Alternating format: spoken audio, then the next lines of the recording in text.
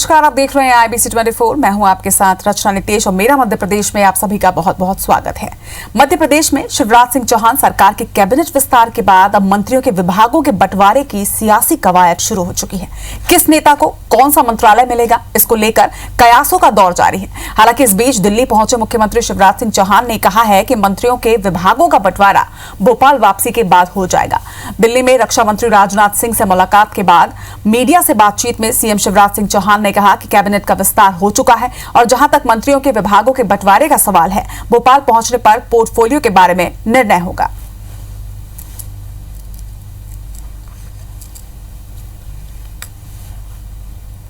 वो चर्चा केवल मीडिया में चलती है और कहीं नहीं चलती। मंत्रिमंडल का हमारा विस्तार हो गया और विभागों का गठन जैसे ही भोपाल पहुंचूंगा कर दिया जाएगा।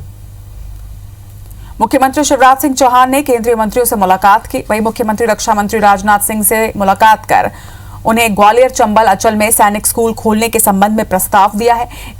शाम को केंद्रीय मंत्री रामविलास पासवान से मिलकर गेहूं खरीदी के संबंध में भी उन्होंने बात की। वहीं केंद्रीय मंत्री सदानंद गौड़ा से मिलकर प्रदेश में यूरिया का कोटा बढ़ाने पर भी उन्होंने चर्चा की। मुख्यमंत्री शिवराज सिंह चौहान केंद्रीय मंत्री RK सिंह से मुलाकात के दौरान रीवा में बने ultra mega solar power plant के उद्घाटन के संबंध में भी उन्होंने उन्हें न्योता दिया। मुरैना में सैनिक स्कूल, उसके लिए हमने जगह भी चिन्हित कर ली है और भवन का भी व्यवस्था हम लोगों ने कर ली। सैनिक स्कूल खोलें। माननीय रक्षा मंत्री जी ने मुझे आश्वस्त किया है कि जल्दी इस दिशा में कदम उठाए जाएंगे। हमारे RK सिंह साहब हैं,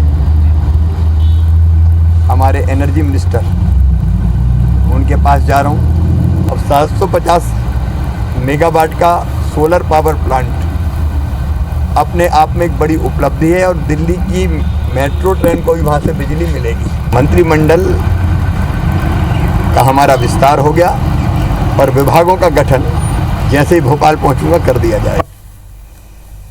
मध्य प्रदेश में कांग्रेस ने भी उपचुनाव की तैयारियां तेज कर दी हैं। उपचुनाव में जीत की रणनीति बनाने और उम्मीदवार तय करने को लेकर भोपाल में कांग्रेस की बड़ी बैठक हुई है। PCC चीफ कमलनाथ के आवास पर हुई बैठक में प्रदेश कांग्रेस प्रभारी मुकुल वासनिक और कमलनाथ ने विधानसभा वार बनाए गए कांग्रेस के कोऑर्डिनेटर से प्रत्याशियों के बारे में चर्चा की। इसके पहले मुकुल वासनिक, PCC चीफ कमलनाथ और दिग्विजय सिंह के बीच भी एक महत्वपूर्ण बैठक हुई। हालांकि उपचुनाव में कांग्रेस प्रत्याशियों के चयन को लेकर कमलनाथ ने ग्राउंड लेवल पर विभिन्न एजेंसियों से सर्वे करवाया है। कांग्रेस की कोशिश है कि 31 जुलाई तक सभी 24 विधानसभा सीटों पर प्रत्याशी तय कर दिए जाएं ताकि उन्हें प्रचार के लिए पर्याप्त समय मिले। कोऑर्डिनेटर के फीडबैक के आधार पर कुछ नामों का पैनल भी सामने आया है और इनमें से ही प्रत्याशियों के नाम तय किए जाने हैं। सभी वरिष्ठ नेताओं से 1-to-1 चर्चा करके इस बात की कोशिश की जा रही है कि 24 विधानसभा में से अधिकतम विधानसभाओं को जीत पाए। यही मीटिंग का खास उद्देश्य। इधर मध्य प्रदेश में नवनियुक्त राज्य मंत्री इंदर सिंह परमार का एक वीडियो सामने आया है जिसमें वो अपने समर्थकों के साथ ट्रैक्टर ट्रॉली से उफनते नाले को पार कर रहे हैं। ऐसे में कोई बड़ा हादसा भी हो सकता था। दरअसल सुजालपुर विधायक इंदर सिंह परमार राज्य मंत्री बनने के बाद पहली बार अपने गांव पोचानेर पहुंचे थे, जहां बड़ी संख्या में कार्यकर्ताओं ने उनका स्वागत किया। इस दौरान जोरदार बारिश होने लगी जिससे गांव के पास का नाला उफान पर आ गया। इसके बाद भी राज्य मंत्री ने अपने और समर्थकों की जान जोखिम में डालकर नाला पार किया, जबकि ऐसे हालात में नाला ना पार करने की हिदायत भी दी जाती है। फिलहाल राज्य मंत्री का ये वीडियो चर्चा का विषय बना हुआ है।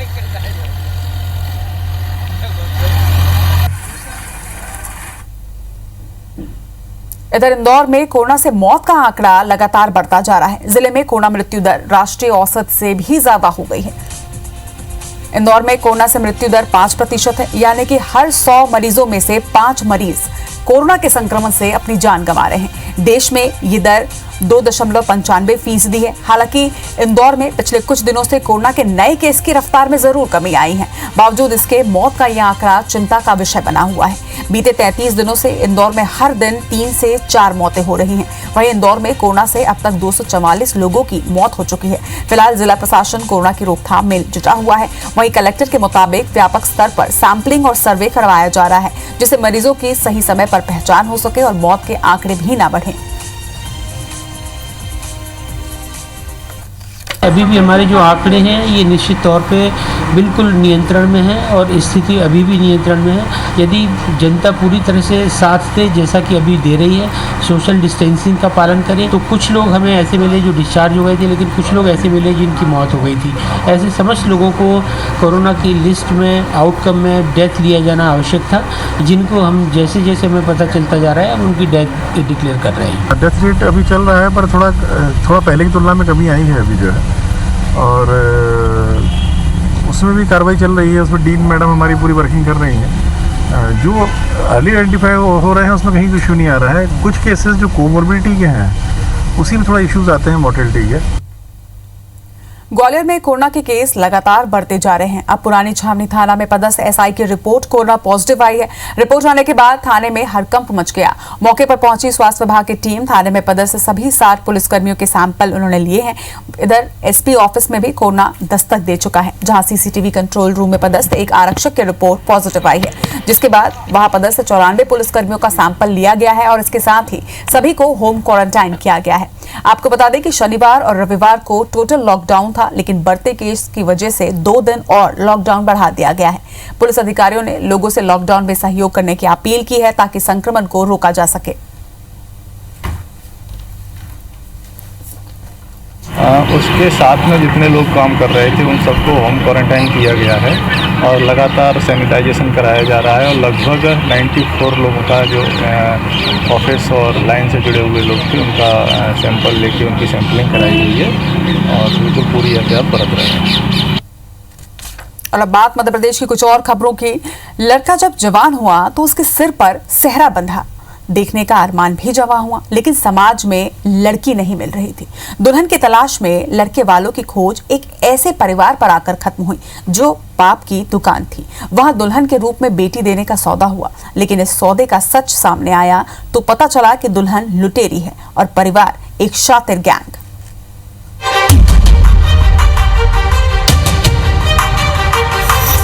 शादी के नाम पर लूट की साजिश, शादी के नाम पर लेते थे मोटी रकम।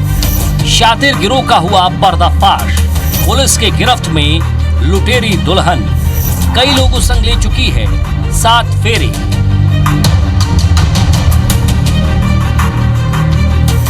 पुलिस की हिरासत में खड़ी ये वो शातिर दुल्हन है जो लुटेरी है, जो धोखा करती है, जो रुपयों के खातिर किसी से भी 7 फेरे लेती है। मध्य प्रदेश के गुना जिले के फतेहगढ़ इलाके के कलोरा गांव में रहने वाली माखन धाकड़ को भी इसके शातिर गिरोह ने अपने झांसे में लिया। शादी कराने के नाम पर केवल अहिरवार नाम के व्यक्ति ने अपने दोस्त हेमंत पाटिलकर और बेटे नवीन पाटिलकर के साथ मिलकर माखन धाकड़ के परिवार से 80,000 में सौदा किया। एक महिला है, सागर की रहने वाली है, केवल अहिरवार रामपुर का रहने वाला है, और नवीन पाटिलकर तथा उसका पिता हेमंत राव पाटिलकर, ये दोनों सूरनगर के रहने वाले। इन्होंने चारों ने मिलकर उसके साथ मतलब झूठा शादी का वो कार्यक्रम रचा और 77,000 रुपये लिए। शादी का समय आया तो लड़की ने शादी करने से मना कर दिया। 28 जून को शादी होने वाली थी, मगर बताया गया कि दुल्हन के मामा का देहांत हो गया है। शादी कैंसिल करके अगली तारीख 1 जुलाई कर दी गई और 55,000 रुपये भी ऐंठ लिए गए। दुल्हन को दूल्हे के परिजनों के साथ भेजकर उसके कथित रिश्तेदारों ने मोबाइल स्विच ऑफ कर लिया। फोन लगाने के लिए जब दुल्हन का मोबाइल मांगा गया तो उसमें पुरानी तस्वीरें देखकर दूल्हे और परिवार के होश उड़ गए। वो किसी और के साथ शादी के जोड़े में नजर आ रही थी। फर्जीवाड़े का खुलासा होने पर दुल्हन को पकड़कर थाने में रिपोर्ट दर्ज कराई गई। इस संबंध में जब आवेदक ने उसका लड़की का मोबाइल देखा तो उसमें एक और शादी की वीडियो रखी थी, कहीं और शादी कर चुकी है। उसका आधार कार्ड में उसके पति का भी नाम उल्लेख था, तो उसको लगा इस प्रकार से उसने आवेदन दिया। उस आवेदन पर 4 के खिलाफ कार्रवाई की। पुलिस ने एफआईआर दर्ज कर ली है। वो लुटेरी दुल्हन से पूछताछ कर रही है कि उसकी शादी के नाम पर सौदेबाजी करने वाले और कौन कौन हैं। उसने अब तक कितने लोगों के साथ ये फर्जीवाड़ा किया है। नीरज योगी, IBC 24, गुना। अनलॉक के बाद क्राइम ब्रांच की टीम 16 फरार वांटेड आरोपियों को गिरफ्तार करने में कामयाब रही है। गिरफ्तार आरोपियों में जीतू सोनी, चंपू अजमेरा, हैप्पी धवन और बॉबी छाबड़ा भी शामिल हैं। क्राइम ब्रांच के एडिशनल एसपी राजेश दंडोतिया के मुताबिक 20 मोस्ट वांटेड आरोपियों की सूची बनाई गई थी, जिसमें से 16 वांटेड आरोपियों को गिरफ्तार भी कर लिया गया। 4 अभी भी फरार बताए जा रहे हैं, जिनको जल्द ही गिरफ्तार कर लिया जाएगा। क्राइम ब्रांच की टीम ने लॉकडाउन के पहले से ही प्लान तैयार किया था और लॉकडाउन में खुफिया टीम ने ज्यादा से ज्यादा इनपुट जुटाए और अनलॉक होते ही वांटेड लिस्ट के सभी अपराधियों की धरपकड़ शुरू कर दी गई थी।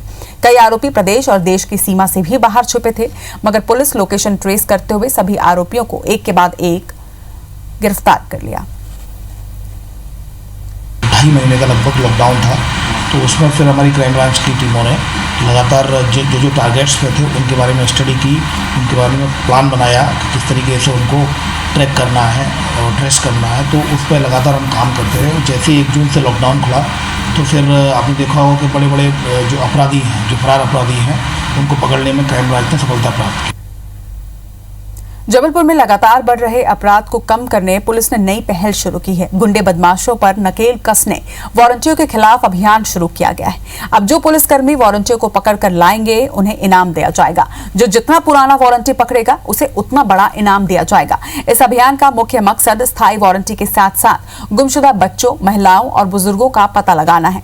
इनाम में 1 से लेकर 7,000 रुपए तक के दिए जाएंगे। इनाम को 3 कैटेगरी में बांटा गया है। 1 से 3 साल तक के स्थायी वारंटी को पकड़ने पर 1,000 रुपए का इनाम, वहीं 3 से 5 साल तक फरार रहने वाले आरोपी को पकड़ने पर 5,000 रुपए के इनाम दिए जाएंगे। ऐसे ही 5 साल से अधिक समय से फरार आरोपी को गिरफ्तार करने पर 7,000 रुपए का इनाम दिया जाएगा।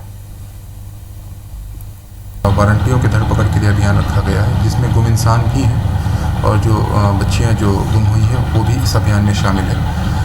पुलिस अधीक्षक जबलपुर महोदय के द्वारा जो भी पुराने वारंटियों हैं उनके समय अनुसार अलग अलग समय अनुसार अलग अलग जो है प्राइज रखे गए हैं और ये सभी जो है प्रोत्साहित करने के लिए इस इनाम को रखा गया है।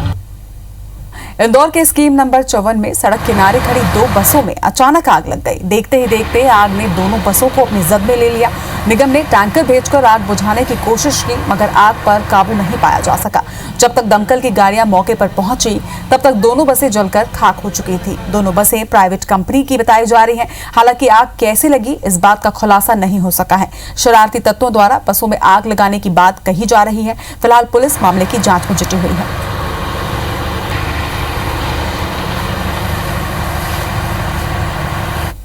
मध्य प्रदेश में मानसून सक्रिय हो गया है। मौसम विभाग ने अगले 24 घंटे में भोपाल और इंदौर समेत 17 जिलों में बारिश का येलो अलर्ट जारी कर दिया है। अगले 5 दिनों में प्रदेश में अच्छी बारिश होने का भी अनुमान है। वहीं मौसम वैज्ञानिकों ने बताया है कि एक कम दबाव का क्षेत्र उत्तर पश्चिमी बंगाल की खाड़ी में ओडिशा तट पर और उससे लगे पश्चिम बंगाल खाड़ी में बना हुआ है, जिसके चलते प्रदेश के 17 जिलों में बारिश की चेतावनी दी गई है। वहीं भोपाल में 3 दिन बाद हुई बारिश से लोगों को राहत मिली। पिछले 24 घंटे में भोपाल में 12.7 मिलीमीटर और बैरागढ़ में 0.9 मिलीमीटर बारिश रिकॉर्ड की गई। वहीं रीवा में 27.4, दमोह में 4 मिलीमीटर, वहीं बैतूल में 16.4, गुना में 9 मिलीमीटर और शाजापुर में 11 मिलीमीटर बारिश रिकॉर्ड की गई है।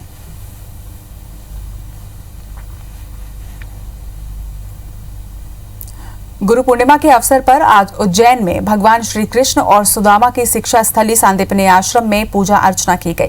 ज्योतिष आनंद शंकर व्यास ने परंपरा अनुसार पूजन अर्चन किया। वहीं पूजा में संभाग आयुक्त Anand Sharma, IG Rakesh Gupta, collector Ashish Singh, SP Manoj Kumar Singh और बीजेपी विधायक पारस जैन शामिल हुए। कोरोना संकट की वजह से इस बार आम श्रद्धालुओं को प्रवेश नहीं दिया गया। इधर नरसिंहपुर में केंद्रीय पर्यटन एवं संस्कृति मंत्री प्रहलाद पटेल अपने आराध्य गुरु श्री श्री बाबा श्री के आश्रम सत्य सरोवर पहुंचे, जहां आम शिष्यों की तरह मंत्री भी कामकाज में व्यस्त नजर आए। इस दौरान केंद्रीय पर्यटन मंत्री ने कहा कि जीवन में जो भटकाव को रोक दे वही गुरु है। इसके साथ ही गुरु हमारे जीवन को भी अध्यात्म से जोड़ते हैं। यहां आकर शांति मिलती है, गुरु का आशीर्वाद और दर्शन होते हैं।